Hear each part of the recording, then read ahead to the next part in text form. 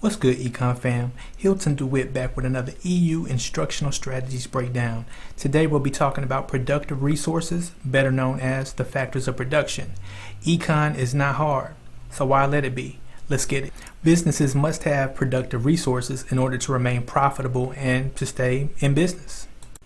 There are three productive resources: natural, capital, and human resources. First up to bat, let's talk about natural resources. Natural resources are non-man created. They come from nature. Sometimes they're referred to as the gift of nature. Some examples of natural resources are air, fire, water, electricity, oil, basically anything that comes from earth that is non-man created. Simple as that. If we take trees, for example, trees have a lot of uses. We can use them for furniture, we can use them to build boats, we can use them to build homes.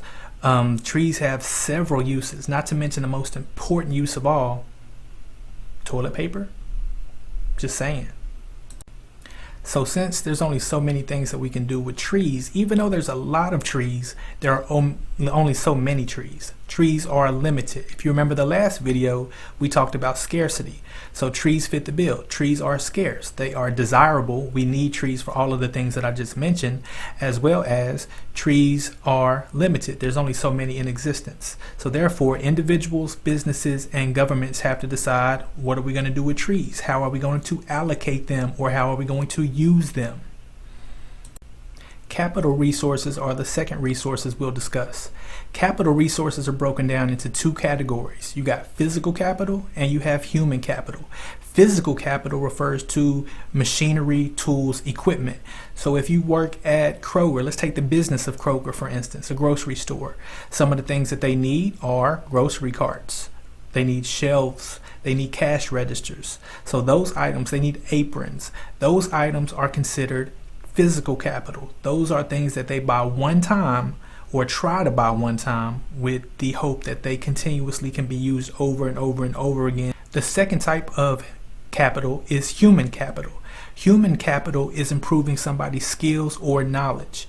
You all that are watching my video right now are improving your human capital. You're getting better at econ, specifically productive resources. In school, you're improving your human capital. Job orientations are an excellent example of you improving your human capital. Basically, anywhere you can learn new skills, you can learn knowledge, and you can get experience in doing those things. You're improving your human capital. A good example of human capital, let's take Kroger for instance. You got the job, Kroger hires you. You report to work on Monday. So what happens? You come to work Monday, and what do? You just go off to work? Doesn't work like that. You have to first learn your job. You have to learn, first things first, where do you clock in? How do you work the cash register? Where are all the items located?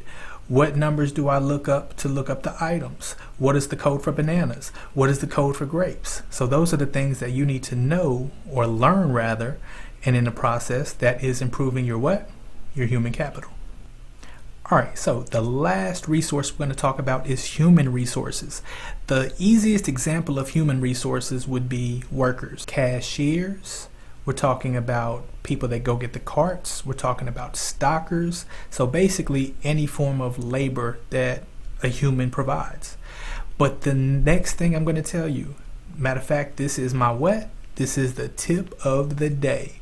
Get ready to write this down. The most important resource, and I did not mention this in the three that we talked about, is entrepreneurship.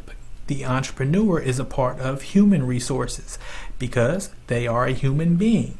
Now, without the entrepreneur, the other resources cannot happen. There can be no capital because there's not even a business. The entrepreneur has to think about the idea of creating a Kroger or creating a grocery store. They have to envision what that looks like. They have to envision how they're going to supply resources, how they're going to supply a service or a good.